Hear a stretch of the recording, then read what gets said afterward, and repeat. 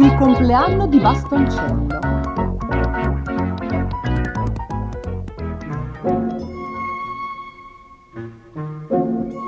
In una chiara notte estiva, mentre giù al bosco intricato tutti gli animali dormivano profondamente, nonna Nodo scese in punta di piedi le scale e in camicia da notte entrò in cucina, accese una candela e cominciò a scrivere degli inviti per una festa specialissima. Quando al mattino Bastoncello si svegliò, trovò ai piedi del letto Abigaille con un gran sorriso sul viso. «Buon compleanno!» esclamò la ragnetta magica dandogli un bacino da ragno sul naso. «Oh, grazie Abigaille!» rispose lui guardandosi allo specchio. «Ti pare che sia cresciuto?» Abigaille ridacchiò. «Forse un pochino. Guarda, ti ho portato un regalo. Spero che ti piaccia.» «Grazie Abigaille», disse Bastoncello scartando il pacchettino. «Cos'è?» «È una sciarpa!» «Ma è così piccola!» «Beh, sì, mi è capitato un incidente», cominciò Abigaille. «Avevo fatto una sciarpa proprio lunga, ma era troppo stretta. Allora ho fatto una magia per renderla più larga. E invece si è ritirata a misura di ragno.» «Non importa, è il pensiero che conta. Vuol dire che la porterei tu.» E così fu. Intanto anche nonna Nodo aveva preparato la sua sorpresa. Uscì di soppiatto di casa e mise una busta nella cassetta delle lettere. Poi bussò alla porta e si nascose dietro un albero. «Oh bella!» si stupì Bastoncello prendendo la lettera. «È indirizzata a me!» Strappò la busta e cominciò a leggere.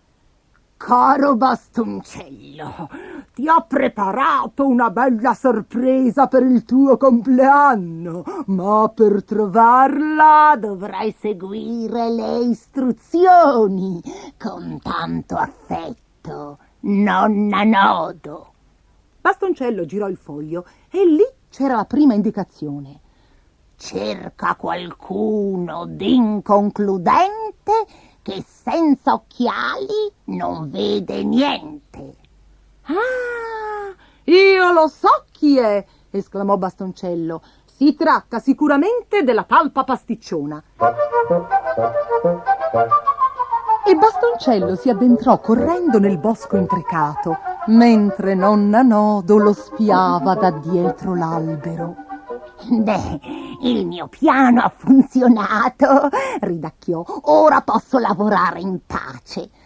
Presto Bastoncello e Abigaille arrivarono alla tana della talpa pasticciona e bussarono con impazienza alla porta. «Vengo, vengo! Cos'è questa fretta?» esclamò una voce da sottoterra. Che bisogno c'è di fare tanto fracasso? Ne ho sentito.» Pasticciona aprì la porta e inciampò sulla soglia, picchiando il naso per terra. Accidenti, brontolò. è la 10ª volta oggi. Si alzò in piedi scuotendosi la terra di dosso. «Allora, che posso fare per voi?» «Sai niente degli indovinelli di nonna Nodo per farmi trovare la sorpresa di compleanno?» chiese Bastoncello. «Veramente non me lo ricordo», rispose Pasticciona inciampando nella scarpa di Bastoncello. «Lasciami un po' pensare, Era così intenta a pensare che infilò col piede una radice e rotolò giù per la collina finendo in un grosso cespuglio di felci. «Ora mi ricordo!» esclamò Pasticciona quando Bastoncello la raggiunse e la tirò fuori dal cespuglio. «Ascolta attentamente. Trovarlo sarà lungo. È quasi un fungo.» Detto questo, tornò incespicando verso casa. Bastoncello era perplesso. «Ma cosa vorrà dire Abigaille?» Abigaille era immersa nel suo libro degli incantesimi. «Cosa vuol dire cosa?» «Cos'è che è quasi un fungo?» «Dipende dal tipo di fungo», rispose Abigaille. «Potrebbe trattarsi di un fungo porcino, galletto, oppure di un fungo rospo.» «Ma certo, deve essere proprio così!» gridò Bastoncello. «Fungo rospo!» Forse alludeva a Crao il rospo. Andiamo.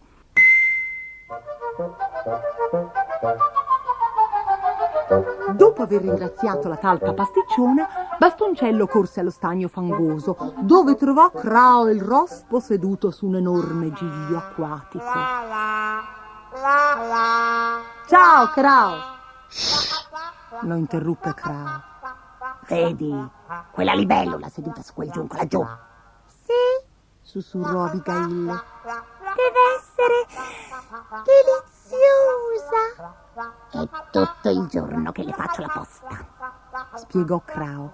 e credo che ora si sia addormentata. Vuoi che Abigail ti aiuti? Chiese Bastoncello. Sa acchiappare tutti i tipi di insetti. La libellula però aspettava Crao e fu lui che balzò sulla sua preda. Ma questa prese pigramente il volo e Crao il rospo cadde a bocca aperta nello stagno fangoso. Stai bene, Crao? Chiese Bastoncello. Il rospo riemerse tossendo e sputacchiando, con un giglio verde spiaccicato sulla testa. Certo che sto bene. Rispose piccato Crao.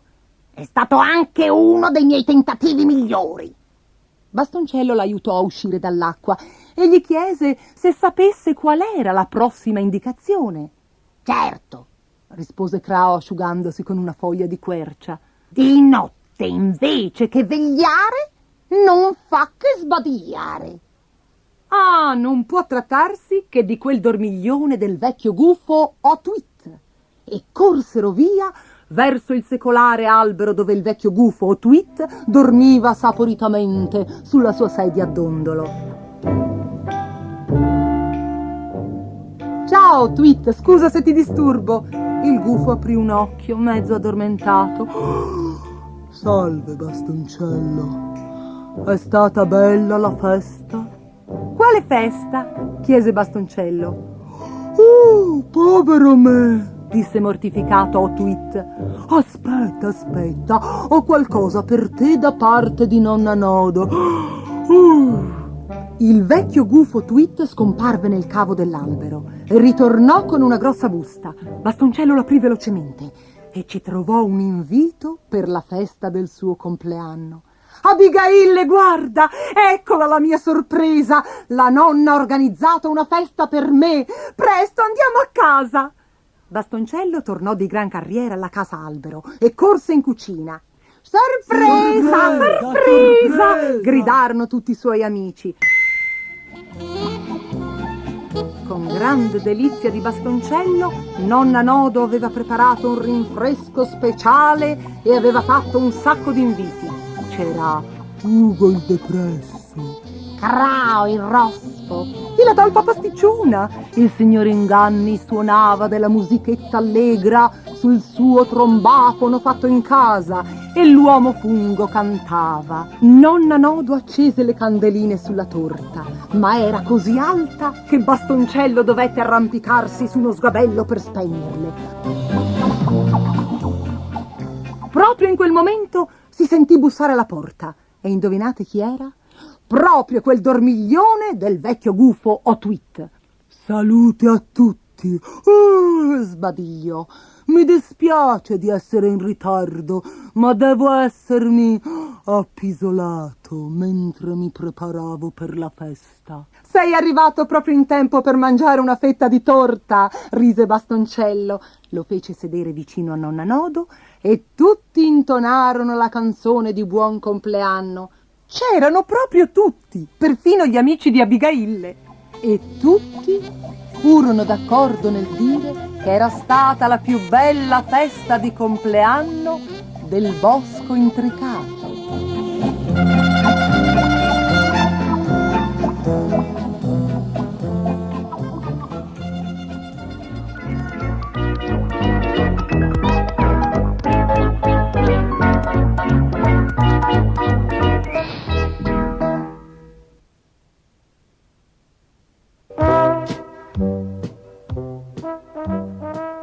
Lo straordinario viaggio di Dentone.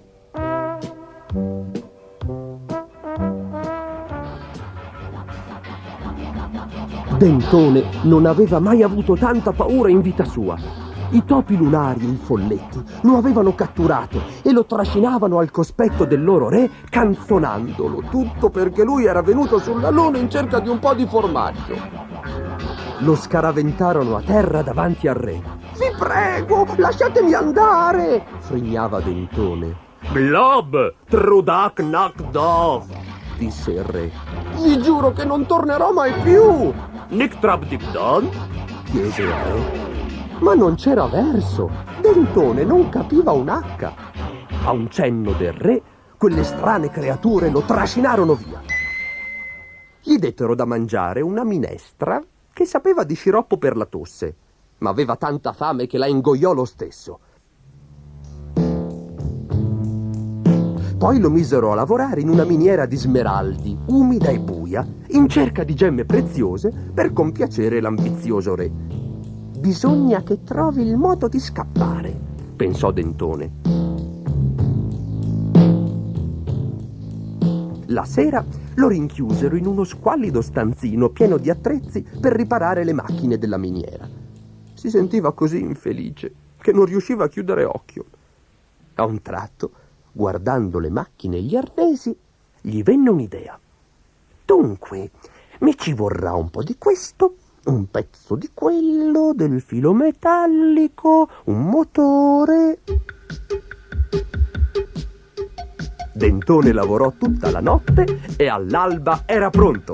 Aveva costruito un robot che lo avrebbe aiutato a fuggire.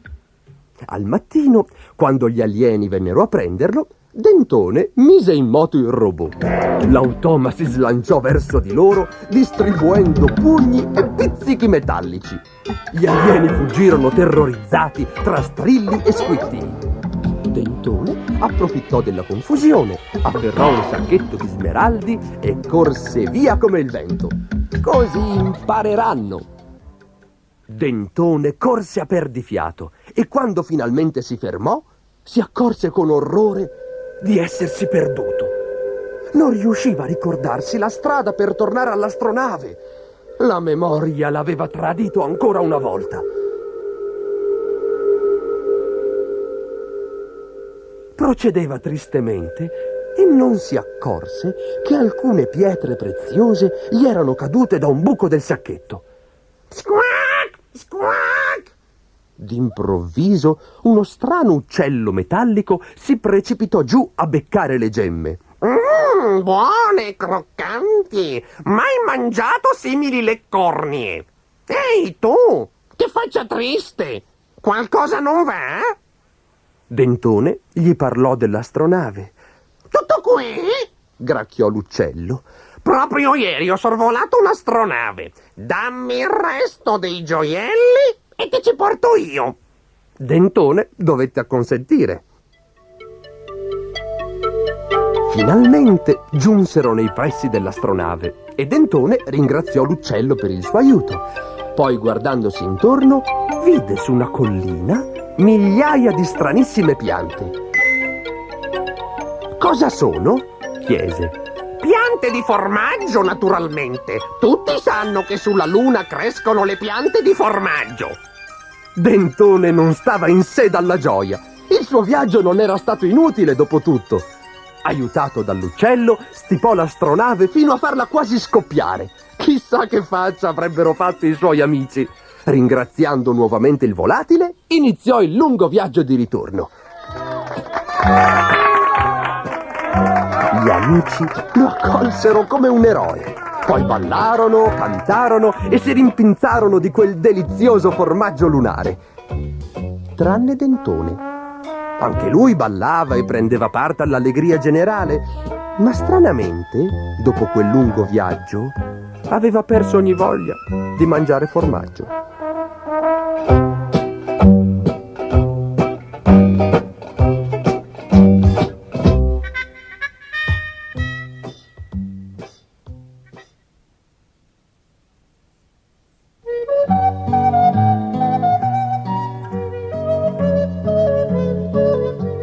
Riccioli d'oro.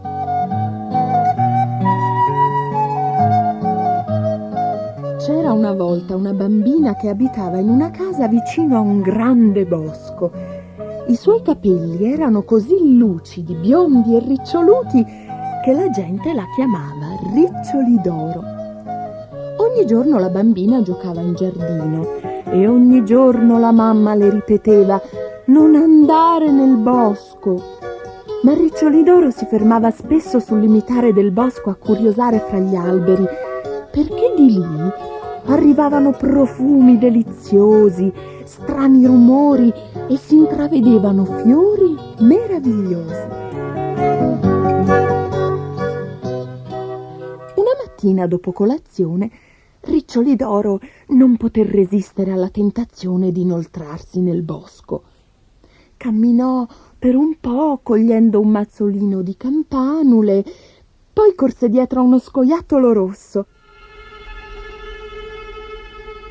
Quando volle tornare indietro, però, non riuscì più a trovare la strada. Si era perduta. Chiamò e chiamò, ma nessuno le rispose. Cominciò a piangere finché arrivò a una radura dove vide una casetta con un basso tetto di stoppie. Riccioli d'Oro bussò ripetutamente alla porta. Nessuno rispose, finché si accorse che la porta era aperta.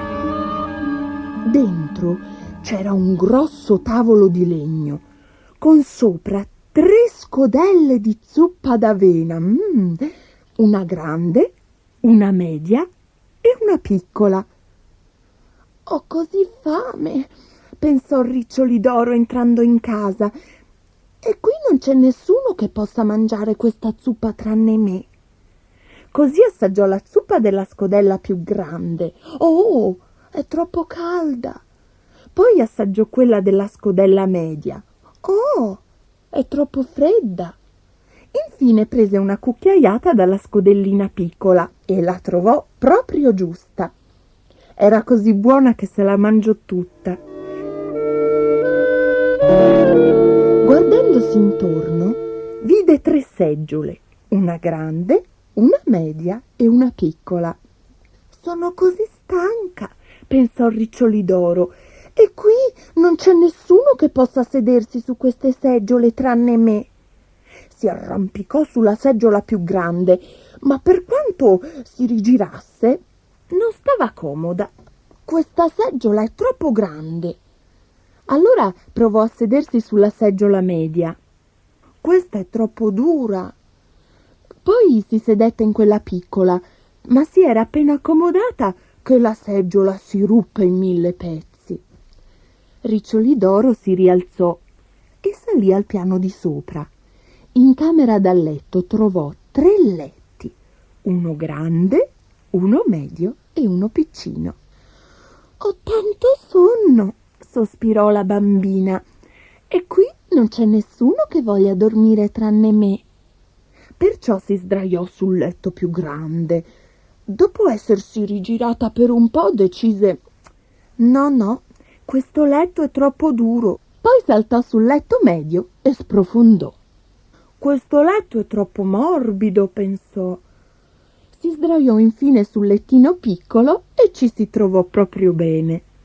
Era tanto comodo che si addormentò di colpo.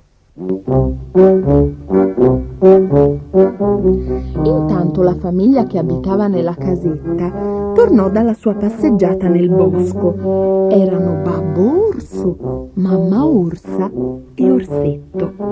La zuppa si sarà raffreddata al punto giusto, disse Babbo Orso.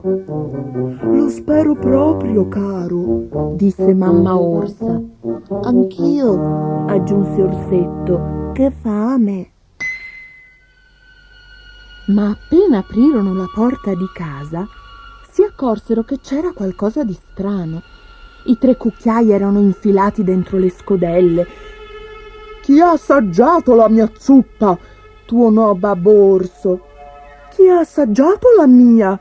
esclamò Mamma Orsa. «E chi ha assaggiato la mia?» squicchiò Orsetto, «e se l'è mangiata tutta?» Fu allora che videro le seggiole. «Chi si è seduto sulla mia seggiola?» tuonò Babbo Orso. Chi si è seduto sulla mia? Esclamò mamma Orsa. E chi si è seduto sulla mia? Squittì Orsetto e l'ha rotta in 1000 pezzi. I 3 orsi cominciarono a girare per casa in cerca del ladro che aveva mangiato la zuppa di Orsetto e rotto la sua seggiola. Lentamente salirono le scale.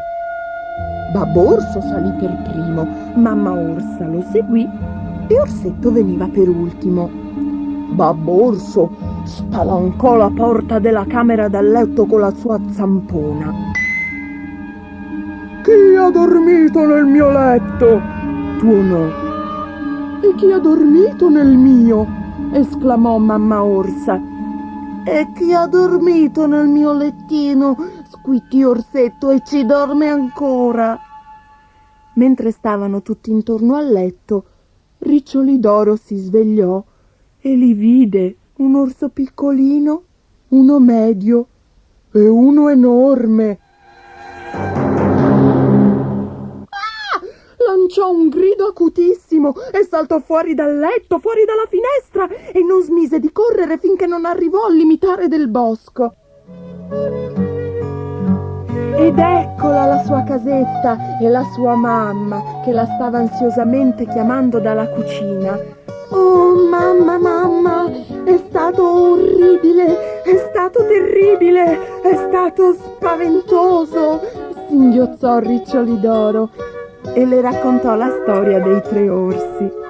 La mamma le asciugò le lacrime e le dette una bella merenda di pane e miele, ma poi le disse severamente: ogni giorno ti ripeto di non andare nel bosco.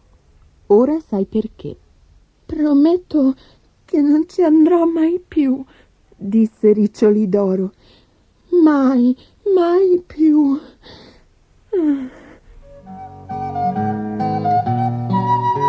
La bambina sospirò, sorrise alla mamma e poi si mangiò 3 fette di pane e miele, una grossa, una media e una piccola.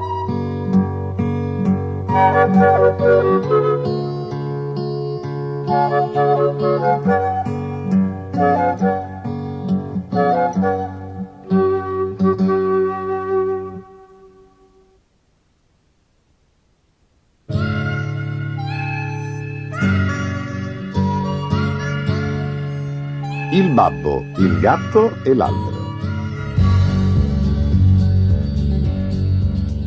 Una mattina un gatto sventato sull'albero restò intrappolato.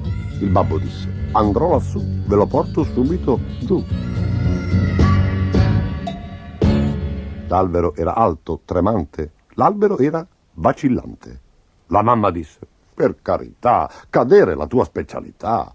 Cadere, il babbo ridacchiò. Sono uno scalatore o no?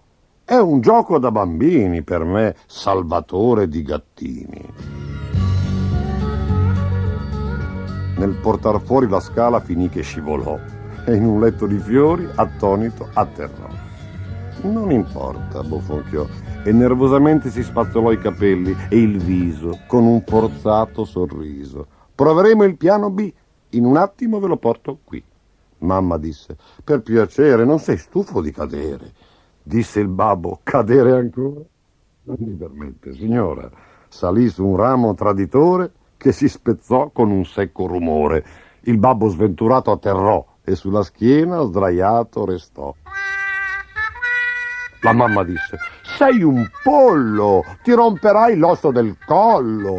Il babbo disse: so che vuole, il piano C ora ci vuole, così facili non ce n'è per uno scalatore come me.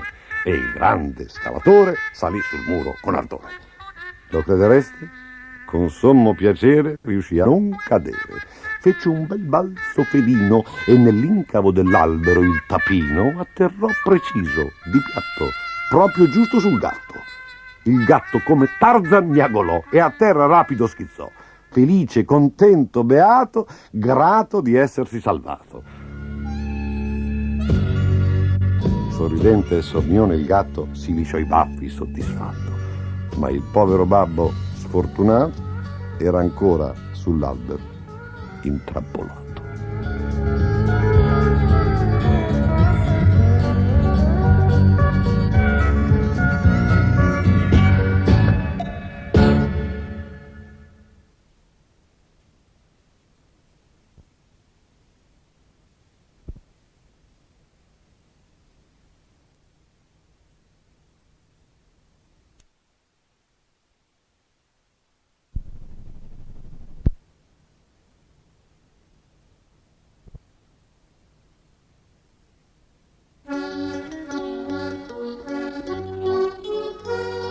La bandiera fatata.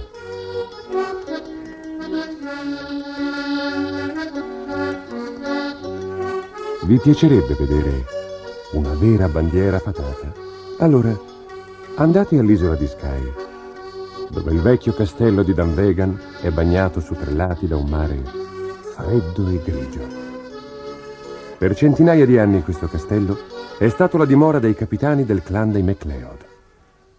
Il clan possiede parecchi tesori, ma l'oggetto che tiene in maggior conto è una striscia di seta color giallo pallido. È delicata come le ali di una farfalla ed è segnata qua e là da certe macchioline rosse come solo gli elfi sanno fare. La bandiera fatata appartiene al clan dei MacLeod dalla lontana notte in cui nacque un piccolo capitano del clan.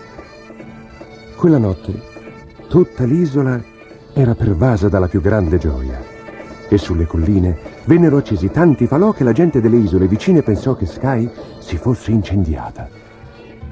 I membri del clan si riunirono per festeggiare con cene e balli la nascita del bambino. Il suono delle cornamuse era così forte che saliva perfino lungo una scala a chiocciola e su, in cima a un'alta torretta dove c'era una piccola stanza. Qui Morag, la vecchia bambinaia, sedeva presso una culla di legno e la dondolava avanti e indietro per cercare di acquietare il neonato. «Come può dormire il piccolino con questo frastuono?» brontolò. A un tratto scivolò nella stanza la sua giovane nipote, Janet. «Oh, zietta!» bisbigliò. «È così eccitante! Devi andare giù a dare un'occhiata!» Morag la guardò indignata. «Cosa? Lasciare l'erede dei MacLeod solo e senza protezione?» Ma Janet ribatté. «Il bambino non rimarrà solo. Mi siederò qui e lo curerò io, mentre tu non ci sei.» La vecchia Morag esitava. «Bene», disse infine, «probabilmente non vivrò tanto da vedere un'altra notte come questa. Ma chiamami se il bambino si sveglia, chiamami immediatamente.» Janet si sedette e prese a dondolare la culla con garbo, battendo un piede al ritmo della musica, ma non si accorse che lo scialle col quale Morag aveva accuratamente coperto la culla era scivolato sul pavimento di pietra. Sentendo freddo, il piccolo cominciò a piangere e Janet non riusciva a calmarlo. Il pianto del bimbo si fece sempre più forte e Janet si affacciò sulla scala a chiocciola per chiamare Morag, ma la musica copriva la sua voce. Allora, lasciando la porta socchiusa, corse giù per le scale a cercare la vecchia bambinaia. Proprio in quel momento, una fata e una sua amica, che stavano passando in fretta davanti al castello, udirono il pianto e si fermarono. «Hai sentito?» chiese la fata tutta arrabbiata. «Il piccolo erede dei MacLeod sta piangendo e non c'è nessuno che si curi di lui.» Gettò un'occhiata alla torretta e i suoi occhi penetranti scorsero subito la finestrella illuminata. «Senti, credo di riuscire a infilarmi là dentro. Tu aspettami sul davanzale.» Le due fate volarono alla finestra e capirono subito perché il bambino piangeva, vedendo che lo scialle non era sulla culla, ma per terra. «Povero piccino», esclamò la fata, «col vento freddo che soffia dal lago. Ma io ho proprio quel che ci vuole per scaldarti.» Sgusciò nella stanza e si avvicinò alla culla. Srotolò da intorno alla cintura una striscia di seta gialla e, preso delicatamente in braccio il bambino, ve lo avvolse. «Ma quella È la nostra bandiera fatata, esclamò l'amica dal davanzale. E con questo noi possiamo tesserne un'altra. Zitta ora, mentre gli canto la ninna nanna.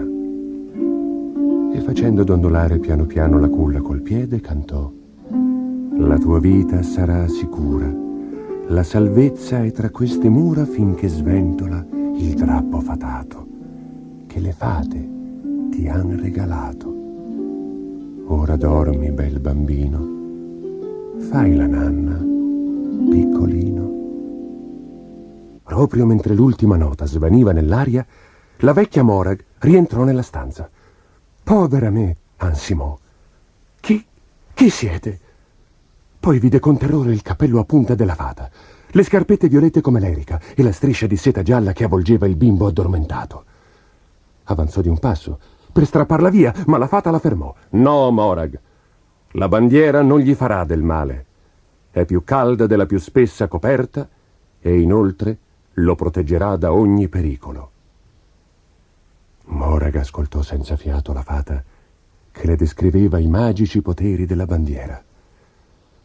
Salverà l'erede dei MacLeod nel momento di maggior pericolo. Ma attenzione, dovrà essere usata con parsimonia. Questa bandiera potrà sventolare solo 3 volte. Poi le fate la reclameranno. La fata si mosse silenziosamente verso la finestra e ripeté: 3 volte sole. Ricordati, Morag, di riferire ai MacLeod le mie parole. Detto questo, fece per andarsene. Ma Morag le gridò: e la ninna nanna? Non volete insegnarmi la ninna nanna? Lo farò, Morag, rispose la fata. E ogni volta che canterai, il bambino si addormenterà subito. E la fata cantò ancora una volta la ninna nanna, prima di sparire nella notte. Per un po' Morag rimase sbalordita a fissare il punto in cui la fata era scomparsa, ma non vide altro che la luna. E al posto della voce di lei udì solo il suono delle cornamuse. Vieni, piccolo dolce erede, disse infine prendendo teneramente il bimbo in braccio. I tuoi orgogliosi genitori e tutti i tuoi parenti devono vedere ciò che la fata ti ha donato. Gli uomini del clan si meravigliarono molto nell'udire la storia di Morag. Poi il capo del clan levò in alto il suo minuscolo figlio affinché tutti lo ammirassero e giurò solennemente di custodire nel castello la bandiera fatata come il più grande dei tesori. E che fosse realmente un gran tesoro lo si poté vedere quando la profezia della fata si avverò.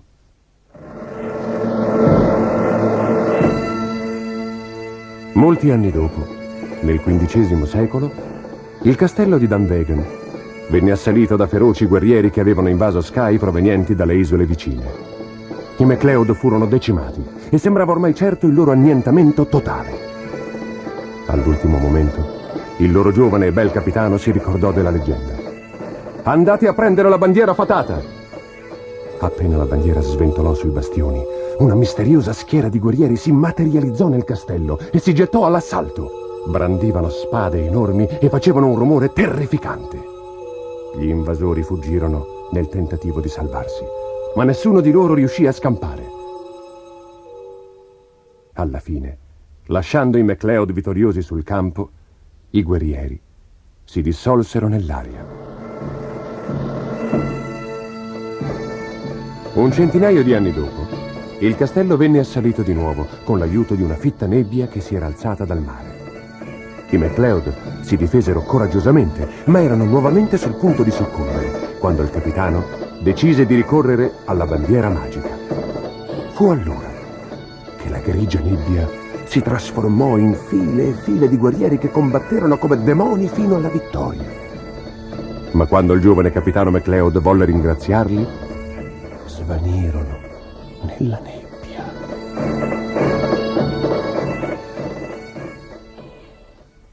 La bandiera era stata issata 2 volte. Perciò, ancora una volta, in futuro, avrebbe potuto spiegare il suo magico potere. Per questo, oggi la bandiera magica viene conservata come un tesoro nel vecchio castello di Dunvegan, mentre le fate, nei loro nascondigli segreti, la aspettano pazientemente.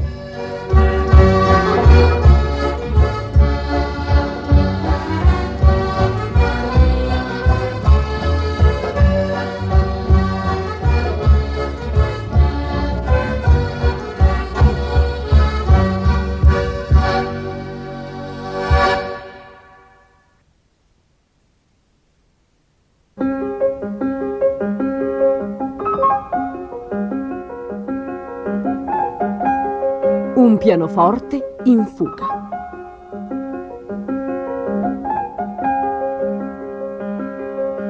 C'erano tante di quelle cose nel negozio di rigattiere del signor Robivecchi che neanche lui si ricordava più cosa ci fosse. Tavoli dalle gambe buffissime, seggiole traballanti, letti con le molle rotte e un mucchio di altri oggetti inutili. Che confusione! Brontolava la signora Robivecchi. Perché non butti via qualcosa? Va bene, cara, lo farò, bofonchiava lui, ma non lo faceva mai. In un angolo scuro e polveroso, dietro una porta, c'era un vecchio pianoforte. Un tempo apparteneva a un famoso pianista e il suo nome vi era stato impresso a lettere dorate, Trumpelmetzel. Ma col tempo le lettere si erano scolorite ed era rimasto visibile solo Trumpel. Adesso nessuno suonava più Trumpel, solo Baffo Grigio, un topino che correva sui tasti di notte. E nessuno ascoltava più la musica di Trumpel, eccetto Jumbo, l'elefante bianco di legno con una sola zanna che stava accanto al pianoforte in quell'angolino buio. Gli piaceva moltissimo ascoltare Trumpel quando Baffo Grigio correva sui tasti. «Che musica meravigliosa!» diceva. «Ti prego, Trumpel, facci sentire ancora qualcosa!» Un giorno la signora Robivecchi gridò di nuovo al marito. Insomma, deciditi a disfarti di tutta questa robaccia. Quel vecchio pianoforte, per esempio. Potremmo tagliarlo e usarlo come legna per il fuoco. E guarda quell'orribile elefante con una zanna sola. Credo che tu abbia ragione, cara, sospirò il signor Robivecchi. Pare proprio che nessuno apprezzi più certe cose oggi. Vedrò domani cosa posso fare. Quella sera, mentre i pallidi raggi della luna illuminavano il negozio del signor Robivecchi, Baffo Grigio uscì dalla tana per scorazzare sui tasti d'avorio del piano. Ma quella sera il piano emetteva dei suoni molto tristi. Cos'è che non va, Trumpel? Chiese Baffo Grigio. «Non hai sentito cosa ha detto il signor Robivecchi?» gemette Trumpel. «Domani mi taglieranno a pezzi per accendere il fuoco». E perché non scappi? «E come faccio? Ho le gambe ma non so muoverle». Trumpel cominciò a piangere. «Oh, magari potessi aiutarti», barrì Jumbo. «Gli elefanti veri sono così forti. Oh, se mi potessi muovere». La luna intanto era salita nel cielo e ora illuminava in pieno l'elefantino bianco. E in quel magico chiarore accadde una cosa meravigliosa. Guarda, guarda! Jumbo si è mosso, sono sicuro che si è mosso! Squittì Baffo Grigio con grande eccitazione. «È vero!» esclamò Jumbo. «Ma dobbiamo fare presto! Sono certo che questa magia funziona solo ai raggi della luna, perciò non durerà molto!» Jumbo cominciò a spingere e il pianoforte si mosse, prima lentamente, poi sempre più in fretta, finché con un tremendo crash sfondò la porta a vetri e atterrò nella strada. «Oh no!» disse piano Trumpel. «Che disastro, Jumbo! È meglio che scappi finché puoi!» Proprio in quel momento la luna scomparve dietro una nuvola. «Ecco», disse Jumbo, «lo sapevo che questa magia non durava. Adesso non mi posso più muovere».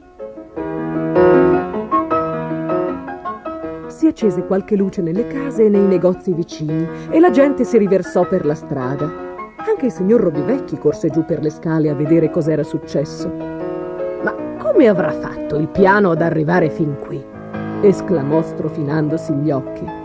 «E anche l'elefante!» Con l'aiuto dei vicini riportò i fuggitivi nel negozio. Poi, ancora sbalordito, se ne tornò a letto. Il mattino seguente, il racconto degli strani avvenimenti della notte fece il giro della città. Un tizio raccontò a un altro che il signor Robivecchi aveva subito un tentativo di furto e un altro concluse che nel negozio ci dovevano essere delle preziose antichità.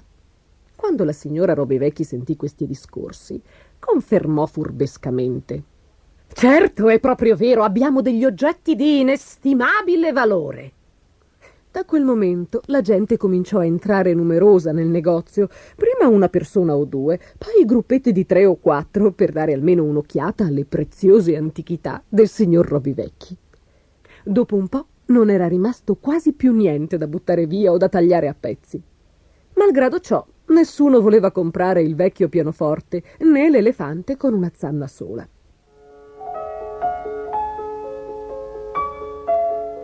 Un giorno, mentre i signori Robivecchi stavano per chiudere il negozio, entrò di corsa un giovanotto. «In che cosa posso servirla, giovanotto?»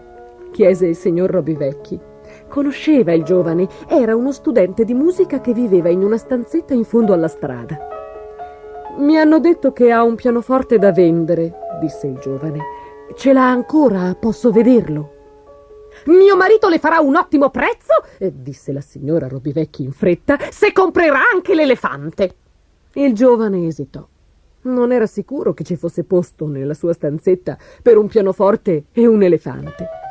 Fece scorrere pensosamente le dita sulla tastiera di Trumpel. «Mi piace il suono che ha». Poi guardò l'elefante bianco. «Va bene», disse, «l'elefante e il piano li compro, affare fatto». Jumbo era felicissimo, e anche Trumpel, e all'interno del pianoforte Baffo Grigio fece un balletto di gioia, perché non voleva separarsi dai suoi amici. «Vedrà che non rimpiangerà l'acquisto, giovanotto», disse il signor Robivecchi. «Questo piano apparteneva a un famoso pianista, e sono sicuro che aiuterà anche lei a diventare famoso». E volete proprio saperlo? Successe esattamente così.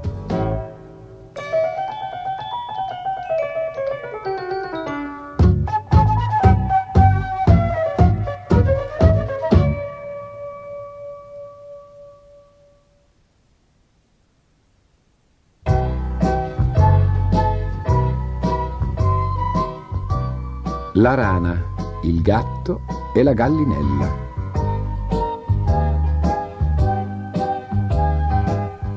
La rana, il gatto e la gallinella vivevano insieme in una comoda casetta di legno dietro l'aia.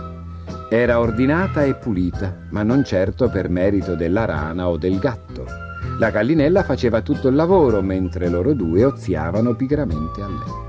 Puliva la casa, accendeva il fuoco, faceva il bucato e cucinava. «Perché non vi alzate?» gridò una mattina. «Il tempo è bellissimo, potreste imbiancare la casa, o spaccare la legna, o aggiustare il cancello». Ma la rana si limitò a girarsi nel letto e a ficcare la testa sotto le coperte. E il gatto disse: «Io vorrei dormire, ma come faccio se tu non smetti di scoccodare?» La gallinella prese un pacco di farina. «Oggi faccio il pane. Chi mi accende il forno?» «Io no», sbadigliò il gatto stiracchiandosi. «Io no», gracidò la rana da sotto la coperta.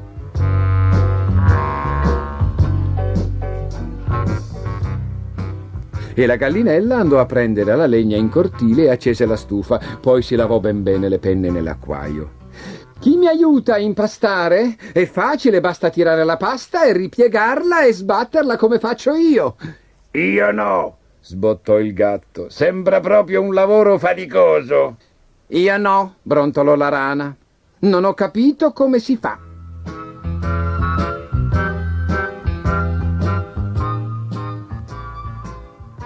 E così la gallinella impastò il pane da sola e lo infornò. Dopo un po', un delizioso profumino di pane fresco si sparse per tutta la casa. Allora, chi va a prendere il burro? Io no, Sospirò il gatto. ho ancora sonno. Io no, si lamentò la rana. Sono troppo stanca.